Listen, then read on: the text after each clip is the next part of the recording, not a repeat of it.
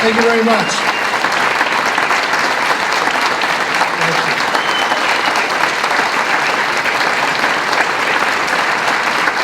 Thank you very much. Please. Staff did a great job on that video, really. Let's give them a round of applause.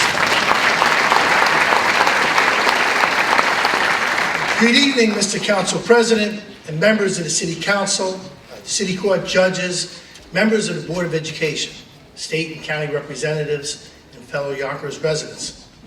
I also want to make sure that I interject my mom and dad that are here today with me, Mike Spano, my brothers and sisters, the ones who chose to come, my mother and father-in-law that are here today, Rose and Mr. Calvi, Gennaro Calvi, and of course, my wife Mary was with us with me this evening. So thank you all for being here. I also want to thank News 12, Files 1, and welcome the viewers watching live from home this evening on City Hall TV and YonkersNY.gov. Let's give Pearl Hawthorne, the concert band and the choir, another round of applause. They did a great job.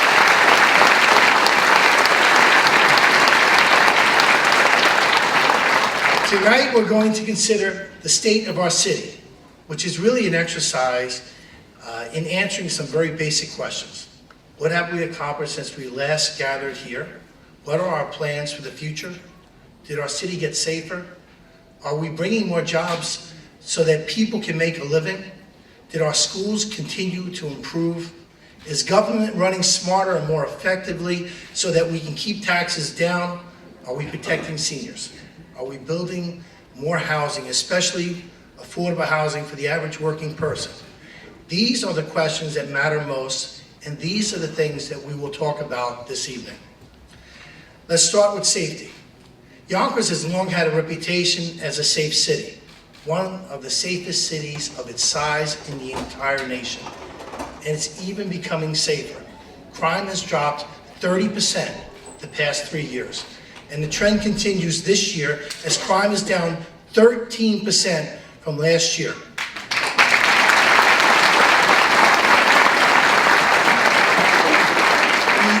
We ended the year with crime down in every major category in all 4 precincts, and the homicide rate is the lowest it's been in recorded history.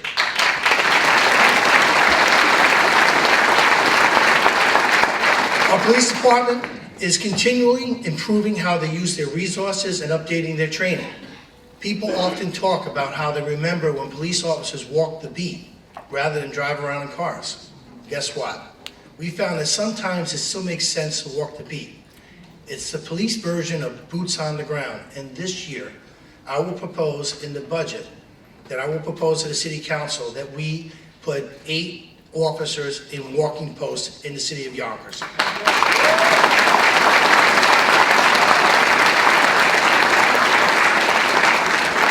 We will also equip all officers with tasers. Deadly force is something no police officer ever wants to use. It's always a last resort.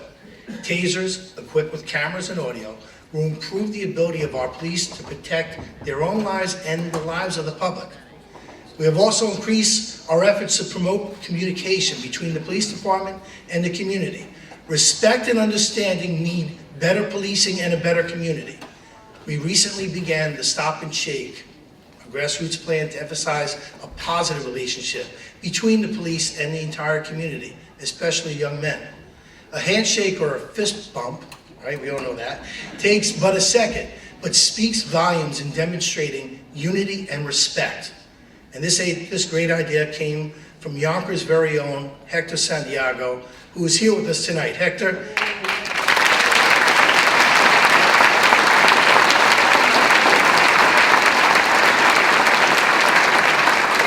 We thank Hector and our police leadership for recognizing Stop and Shake's value and adopting it.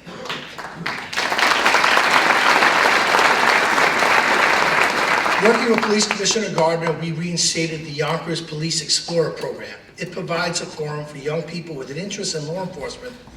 The Explorers have helped with crowd control and volunteered at the Yonkers YMCA with the PBA Christmas Toy Drive and Feeding the Homeless on Thanksgiving Day. Please join me tonight in welcoming these hard-working and inspiring young adults who are with us today.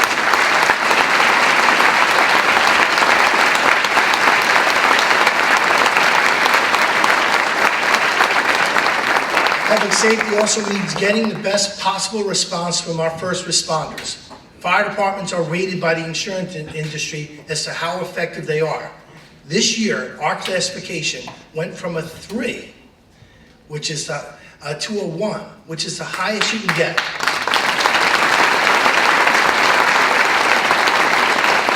That means that no other fire department in the nation is rated higher than ours in its ability to protect your property and your lives. Our fire department is among the first in the nation to use the new Lucas mechanical CPR device. We now have 15 of them, and they have dramatically improved results in cases of cardiac arrest. Together with the outstanding paramedics of Empress Ambulance, who continue to win awards of their own, we provide a level of emergency medical response that is first class. Please join me in thanking all of our first responders, the Yonkers Fire Department, please stand up, the Yonkers Police Department, and Empress Ambulance.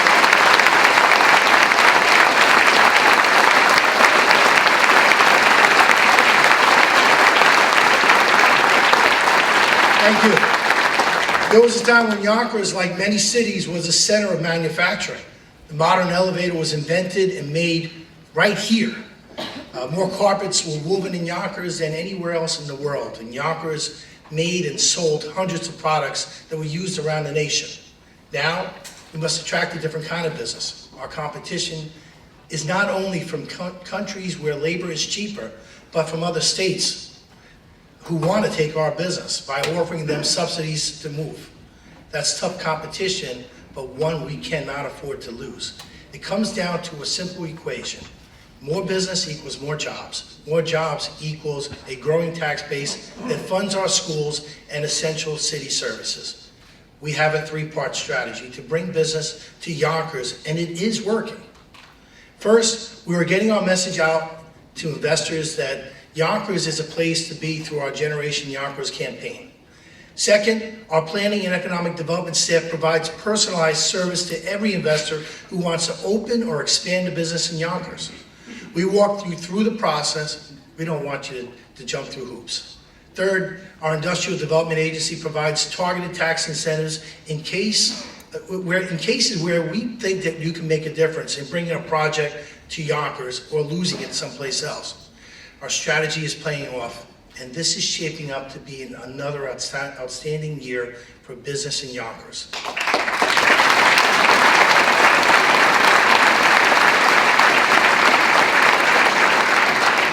Last week, a developer called National Resources unveiled an exciting plan to construct 100 micro apartments in downtown Yonkers. Called Uno at iPark, this $15 million project will convert one of the former Otis elevator buildings into a loft-style apartment. In announcing the plan, the developer cited our city's extreme proximity to New York City, a vibrant downtown, and a spectacular building that has great bones. Our Generation Yonkers campaign has positioned Yonkers as the metro area's next great place for people to live, work, and play. In the past year, we've initiated more than 34 million impressions in print, online, TV, and in the radio, and more than 20,000 potential investors visited GenerationYonkers.com. And we have thousands of Facebook and Twitter followers. The new businesses coming to Yonkers are a diverse bunch. There is the hotel industry. We've had 3 national chains, Hilton, the Marriott, and the Hyatt, all began projects in Yonkers this year. We are developing a new reputation as a center of the business and travel industry.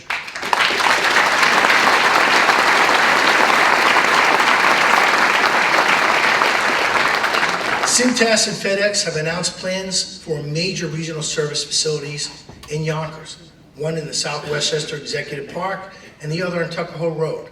These projects will mean hundreds of white and blue-collar jobs coming to our city. Meanwhile, we attract a growing number of specialty jobs, those businesses that may not be so big, but which add their own special luster to our growing economic base. They say we don't make things in America anymore. That's not true. Come to Yonkers and we'll show you.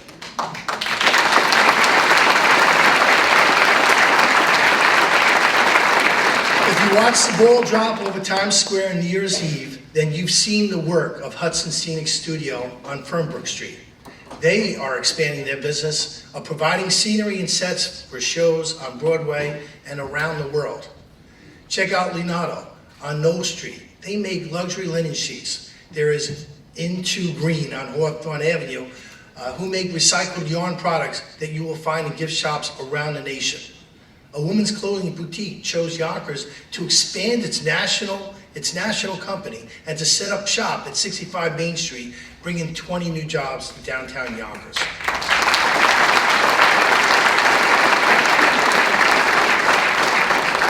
And of course, Yonkers Brewery, which has revived the tradition of brewing beer right in our downtown. Of course, not like the Prohibition era, when Dutch Schultz produced this alcoholic beverages in Larkin Plaza. This time it's legal.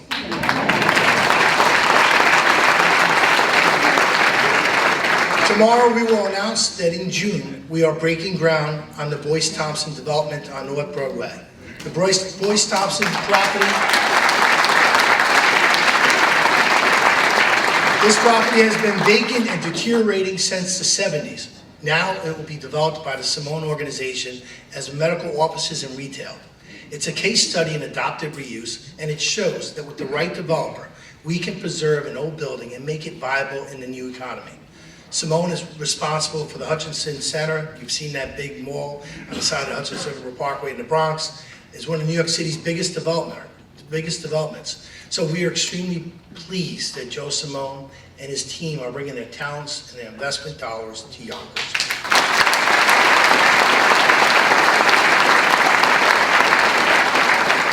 Luxury housing such as the River Tides project on Warburton Avenue are moving forward, but we also know housing must be available for people of all economic levels. Working with the Municipal Housing Authority, the federal and state governments, and the private sector, we continue to build additional affordable housing. Several months ago, construction of Grant Park Phase 2 and now 56 new units of affordable housing are rising on the site of the old Mulford Gardens. And working with the State Department of Housing and Community Renewal, we helped facilitate the renovation of 160 Warburton Avenue.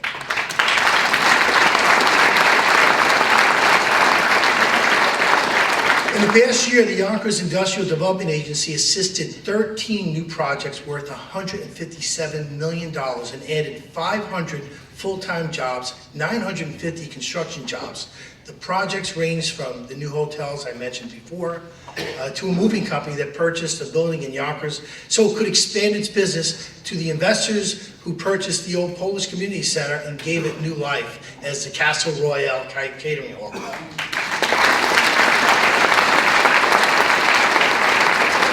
Because of our success, we can now increasingly target our tax incentives. There's no need to offer a property tax break to a developer who's going to build in a prime location anyway. We want to help out. We don't want to sell out.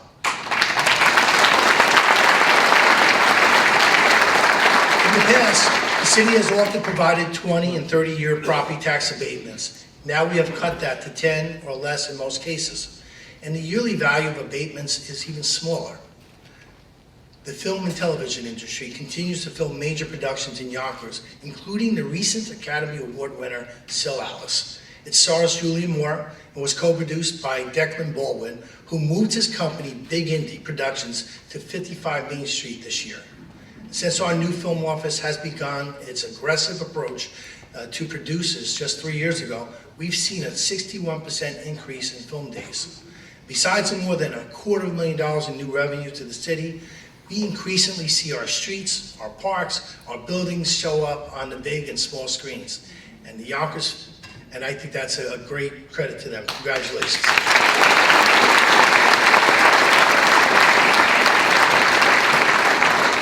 The Yonkers Film Festival continues to grow in stature, and we want to thank its founder, Dave Steck, for his vision in bringing this event to our city.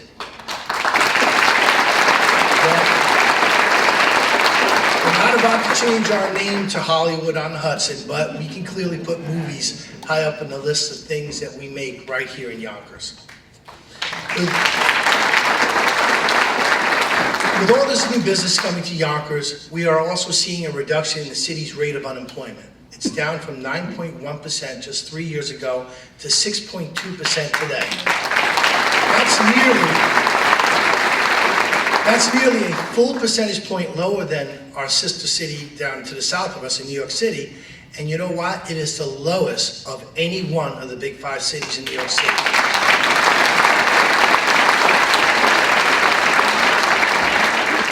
We have big plans in the coming year for downtown Yonkers. The daylighting of the Somo River will continue as phases 2 and 3 of this trailblazing urban park and waterway project proceed. Daylighting phase 2, besides exposing another section of the Somo River, will also create a 20,000 square foot public courtyard at Mill Street. Phase 3 will extend the daylighting past Getty Square and into New Main Street near City Hall, where we create a new park at the edge of Chicken Island.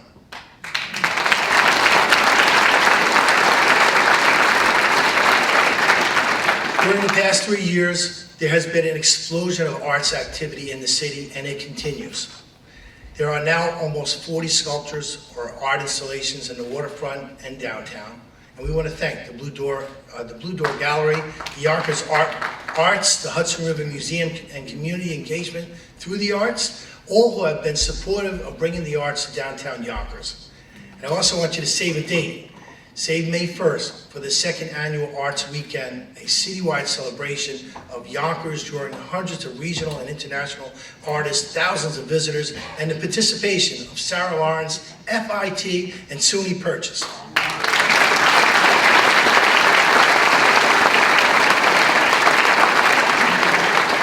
Over in the Neppahan Valley, the owners of the former Alexander Smith carpet mills are planning to transform over 1 million square feet of gritty industrial buildings into a dynamic art district. The word is spreading that Yonkers is open to the arts. The message brought by Daniel Wolf and Maya Lin, they brought them here so that our former city jail will soon be a major gallery.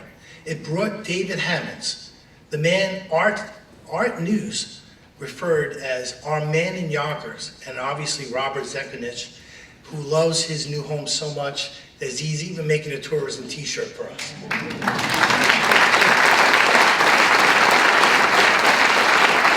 And we just started. Stay tuned for another exciting announcement on yet another world-renowned artist who will be purchasing a historic Yonkers building. I even hear that the DBW commissioner, Tom Meyer, is now dabbling in the arts and looking forward to a warmer climate.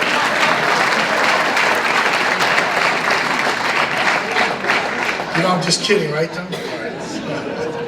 As Yonkers succeed, we must be sure that everyone has the opportunity to share in the success, including our many minority and women-owned businesses. They are often newer and smaller than more established businesses, and sometimes have less access to credit and investors. It doesn't mean they can't do as good of a job. All they need is to be given a chance. And that's why we continue to improve our efforts to implement my executive order number 5, which establishes minority and women-owned business goals when awarding city contracts and buying goods and services. Our efforts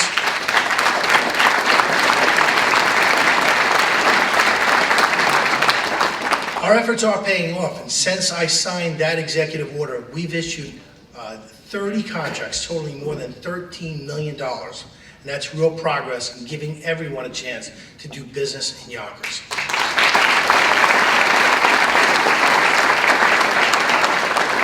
Let's talk about running a smarter and more efficient government. Almost every dollar we spend comes from you, the taxpayer. Since being elected mayor, each of our budgets have stayed within the state property tax cap. We intend to continue that tradition, and when I submit the proposed budget to the City Council in just a few weeks, I will again propose staying within that property tax cap for the 4th consecutive year.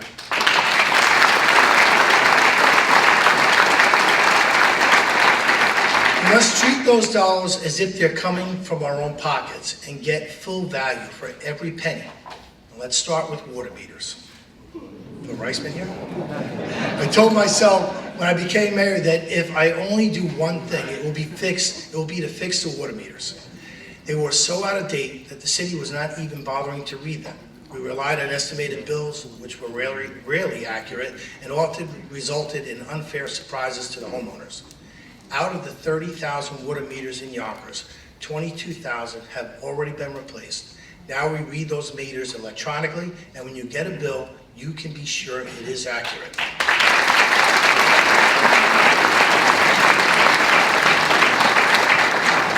Another advantage of the water meter project is water conservation.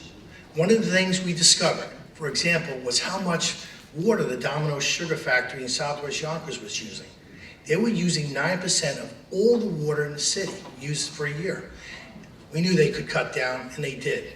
Their new water management system saved 13 million gallons of water last year, and they expect to save another 26 million gallons this year. So that is some sweet savings. But kidding aside, Domino's Sugar is a great Yonkers company, and they've been here with us through thick and thin, and we're so proud they continue to call Yonkers.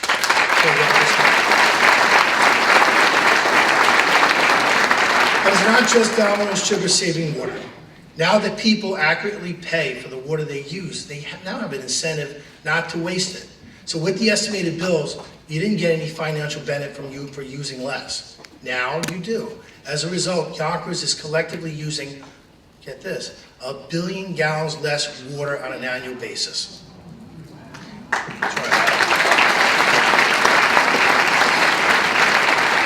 We've completely overhauled the way City Hall manages its monies, installing proper controls, cutting back on waste, and implementing a cohesive financial plan. That plan has paid off. Last year, we sold the first A-rated Yonkers bonds in 30 years.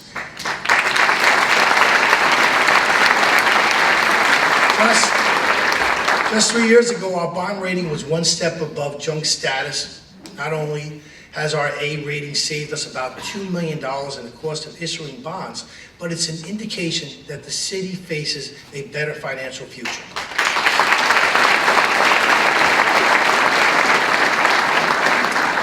If you visit City Hall, you notice something is missing from the parking garage. That's the payment booth. The Parking Authority used to spend about $250,000 in salaries and fringe benefits to staff that booth. Now we have machines that will pay for themselves in less than a year. And the machines also take credit cards, making the garage even more convenient to the taxpayers. As we continue to foreclose on properties whose owners stop paying taxes. For years, these zombie properties sat vacant, eyesores that hurt our city's economy and made our neighborhoods look bad. Let me give you an example of what I mean. The owner of 53 Morris Street stopped paying taxes in 1987. He continued to collect rent from the people who lived in the building, 18 apartments, even as this building continued to deteriorate. It got so bad that the building department had to condemn the building. So we began the foreclosure proceedings. Now, a new owner has bought the building, is planning to rehab it, and bring in 18 new tenants. They will have decent and safe homes. The city will get its taxes, and the neighborhood will look a whole lot better.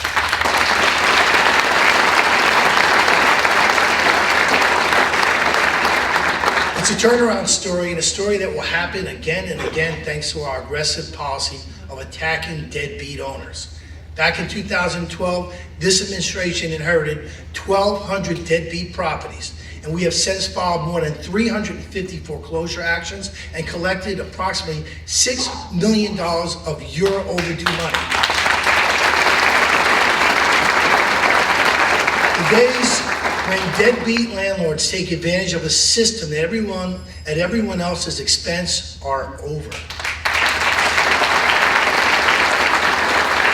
We installed an automated gas dispensing system at the Public Works garage. Combined with our GPS system, we can now keep track of our city vehicles and know exactly how much gas they use. Gas may have gotten cheaper, but that doesn't mean we can afford to waste a single gallon of the taxpayer money that pays for it. You know, Everything runs on the internet nowadays, including phone service. City Hall was operating in the dark ages. This September, we will make the switch to web-based phone service. It's going to make operations more efficient, but here's the kicker. It will save you $150,000 a year on your telephone bills. One of the biggest cost savings, and one that is being viewed as a statewide model, is the consolidation of services between the school district and City Hall. Something good comes from everything. And last year's discovery that the district had overestimated its revenues to the tune of $55 million forced a new look at finances. We discovered that a lot of money was being wasted on duplication of services, such as purchasing department, personnel department, accounting department. We freed up that money so that we could use our limited resources where we need them the most, and that's in the classroom. This could not happen without the full support of our superintendent and the board of trustees. Please join me in recognizing Superintendent of Schools, Dr. Mike Spano, Board President Nader Sage, and the entire Board of Trustees.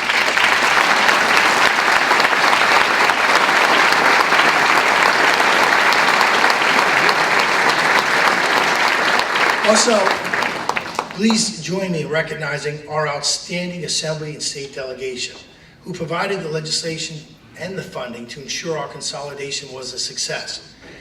They couldn't join us here tonight because they are up in Albany fighting the good fight for the people of our great city, as they always do. So if we can give them a round of applause, just in case they're watching.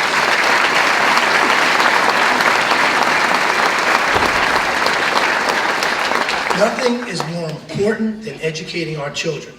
Good schools are essential. That's right, good schools are essential. In order for Yonkers to be a place where people want to live, work, and to raise a family. Good schools are essential to our future of our children. And we, as we all know, good schools are key to maintaining property values. We know that an early start is essential to the student's success. And that's why, working with our federal and state partners, we will provide full-day pre-K for every child beginning in September.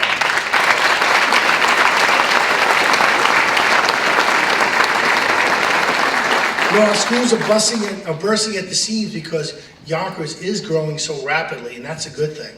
It means people want to move to our city and send their kids to our schools. But it also means that providing classroom space will be a challenge, not just for pre-K, but for all of our classes. The Board of Education is right now negotiating with the New York Archdiocese to take over at least 3 closed parochial schools. And I've indicated to the school district that the city will provide the funds in the budget to add the additional space if needed.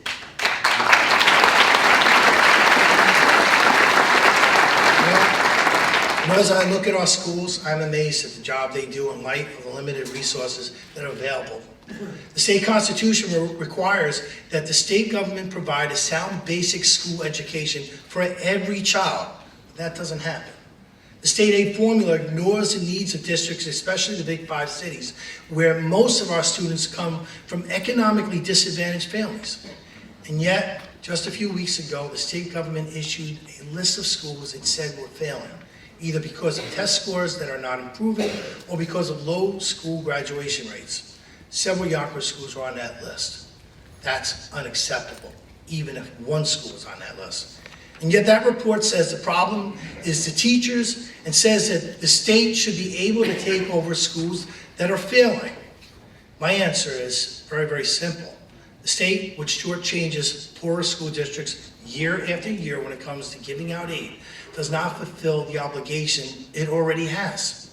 And what we need are enough resources so that we don't have to put more than 30 students in a class, so that we do have enough librarians, guidance counselors, teachers for special ed and for the kids who are still learning English, so that we have sports, music, art, and all the other services that frankly wealthier districts all take for granted.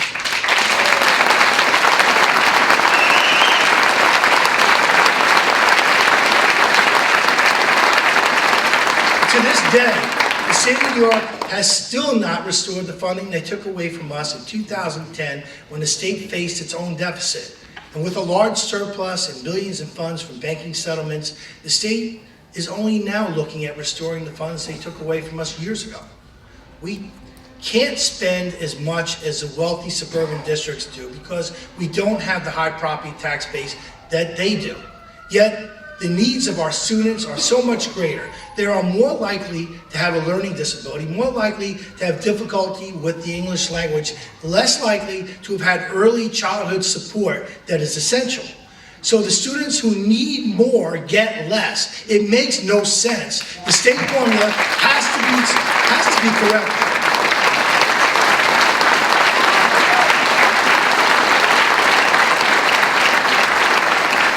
We wonder why there are failing schools. Yet our outstanding administrators, our teachers, our parents, and the students themselves don't let this stop them. Despite the lack of proper funding, we have some of the best schools in the state right here in our city. That's because our students are just as bright, just as determined as any student in the suburbs. Our schools have improved every year during this administration, and my pledge to you tonight will be that we continue to improve them until every school meets the standard.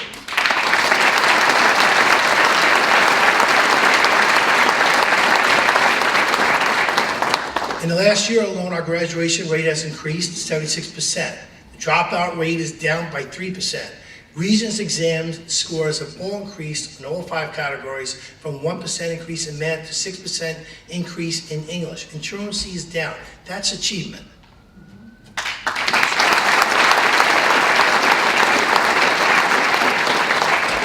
Again, in 2014, the Yonkers Middle High School made the U.S. News and World Report list of top schools, ranking number 20 in all of New York State. Saunders High School, Palisades Prep, ranked in the nation's top 10%. And last year we launched what they call the School of the Month program to recognize the outstanding achievements of all of our students, our teachers and administrators and staff, simply saying thank you. They are excelling each and every day. And please join me in welcoming the school principals and students here today with us tonight. Can you all stand up? And we just give them a round of applause.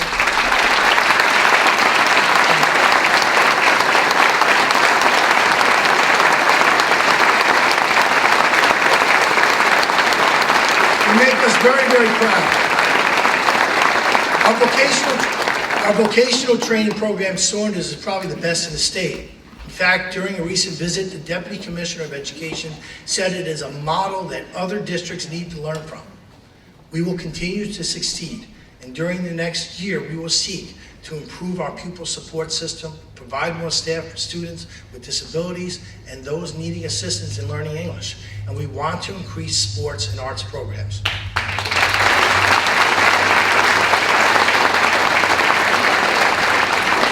In a little more than a week from now, we will launch our Yonkers Thrives. It's a Yonkers Thrives partnership. It's based on the National Strive program that is already improving education in 50 communities nationwide. This will bring educators, business, not-for-profit organizations, community and faith-based organizations, and literally every aspect of our Yonkers community together to improve the educational outcome from cradle to career. Businesses will provide mentors. Parents will learn the most effective child development strategies. Educators will devise new tools to improve outcomes. And funders will encourage collaboration to make it all work. So please join me in welcoming some of the members of the Yonkers Thrives Executive Committee, and thank you for your commitment to the children.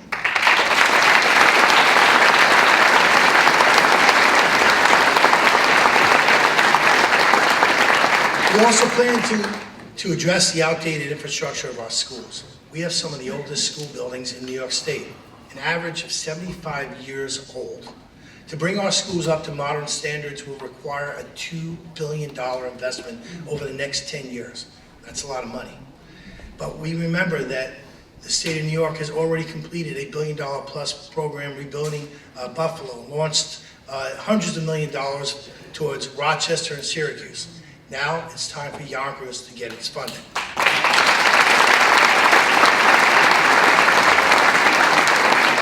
We plan to hire a school construction program manager whose job will be to put together a school reconstruction program that we can take to the state capitol and request funding.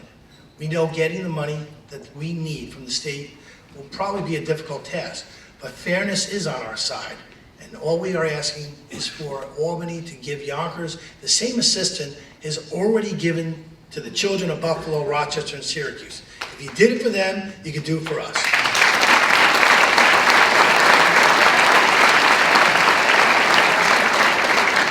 We will also be working very closely with the Board of Education to use the $23 million of the Yonkers share of the recently passed State Education Bond Act. It's time to end the digital divide. An estimated 20% of households in Yonkers do not have internet service, even though the internet is becoming a necessity rather than a luxury. That's even truer for students. If you don't have internet at home to do homework, or you are on the wrong side of the digital divide. That is why, working with the school district, we will develop a plan to bring Wi-Fi internet access to every learner by the year 2018.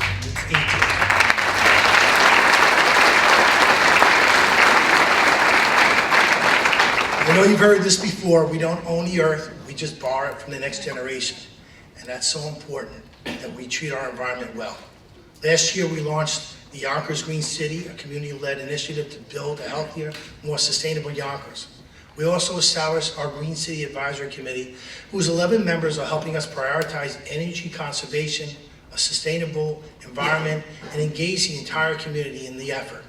Yonkers also joined the Sustainable Westchester, a consortium of over 40 local communities, all collaborating on environmental initiatives. And as you probably noticed, our streetlights in Yonkers are brighter than they've used to be. They are also cheaper to operate because they have the new state-of-the-art LED bulbs. And this project will save us $18 million in energy costs over the next 10 years. It won the Local Achievement Award from the Conference of Mayors and was named an anchor project by the New York State Climate Smart Communities Program.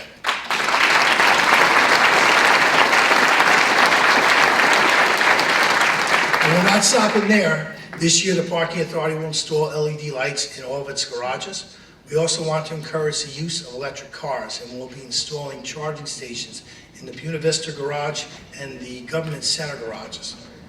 And by replacing outdated equipment with new, smart, efficient technology, we're already saving $2 million of the $16 million we spend every year on energy costs.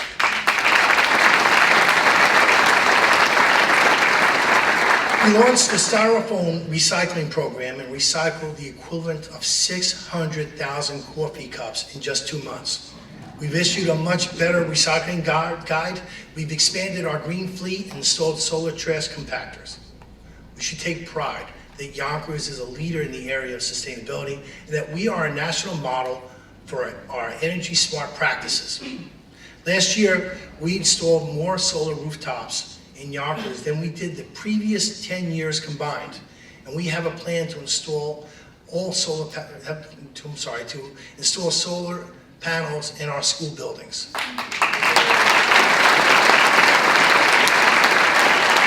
And this year, thanks to our partners at the New York Power Authority, we will compete for $20 million in grant money to fund even more sustainability programs. And please join me in thanking our great Governor, Andrew Cuomo, for including Yonkers in the state's energy competition. The Governor has always been there for Yonkers, and we want to thank him.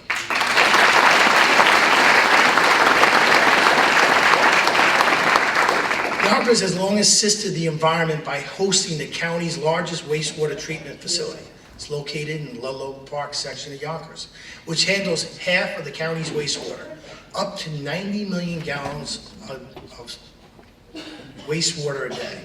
But at what cost to our residents and the water revitalization efforts? Currently, Westchester County pays an impact fee to the city of Peekskill of $10 million per year. Why? I'm sure you're asking that question. Why? Because they want to compensate for the negative community impacts of the county's trash burning facility on the Peekskill's shores. What about Yonkers?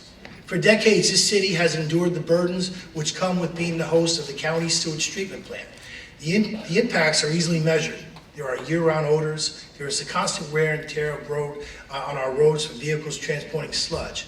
In addition, The facility occupies some of our prime property on the waterfront, yet pays no property taxes. It's a raw deal, and it stinks.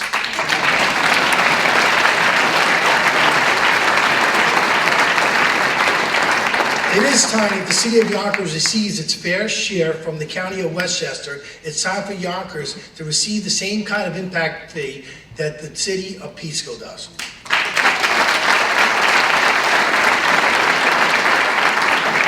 Tonight, we are joined by Council President Lee McLaughlin, Majority Leader John Larkin, and the members of the City Council. Together, this City Council has done tremendous work for our seniors, veterans, and all Yonkers residents. Let's give them a round of applause.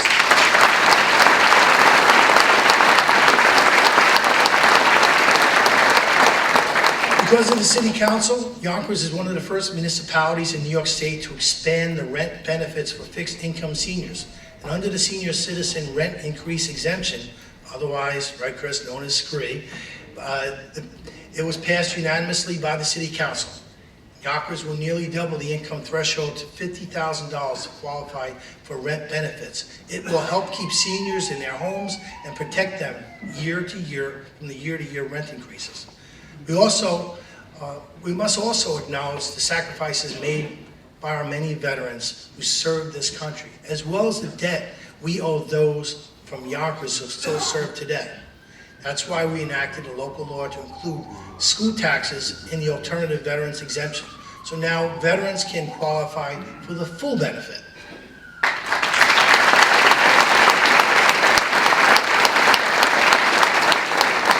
And to honor those veterans who might not have been rightly recognized in the past, we will designate a portion of Yonkers Avenue as Vietnam Veterans Way later this month.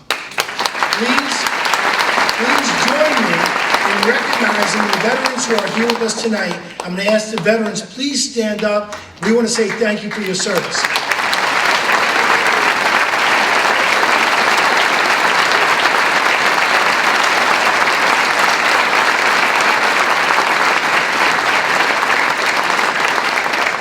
If you are here tonight, or if you're watching this speech at home on TV, you care about this city. It's where you live or where you make a living.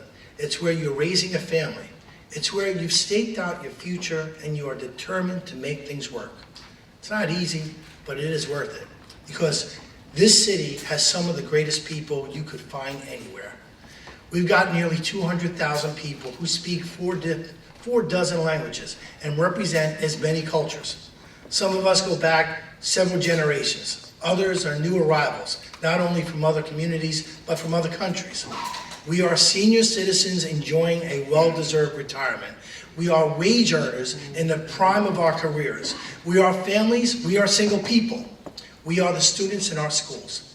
We work in high-tech industries that didn't exist just a few years ago. And we work in the corner store that has served a neighborhood for generations. You've heard about some of them tonight, like Declan Baldwin, who said New York City and Hollywood might be the centers of the movie industry, but I'm taking my business to Yonkers. And now he has an Oscar winner.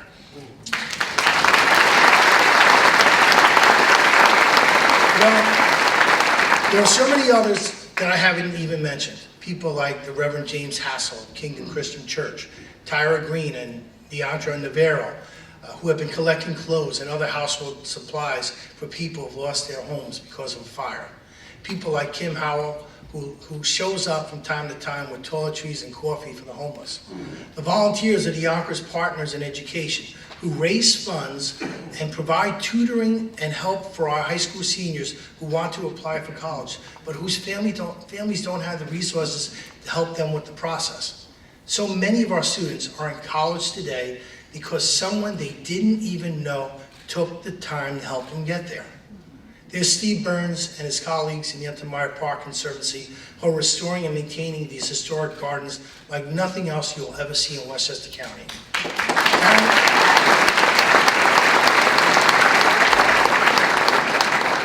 Karen Beltrain and all the parents who make up our wonderful PTAs. They put in so many hours to support the teachers and the administrators.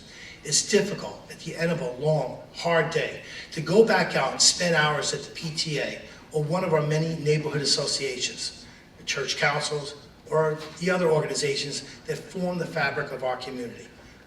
But people do it because it makes Yonkers better. And of course, we have our own hometown hero who created a global awareness with some ice water and a click of a mouse, Yonkers' own Pat Quinn. You know, Pat is a co-creator of the Ice Bucket Challenge that swept famously social media last summer with a viral fundraising and awareness campaign that led his efforts to raise millions of dollars. Please join me in recognizing Pat, who's here with us tonight. Thank you, Pat.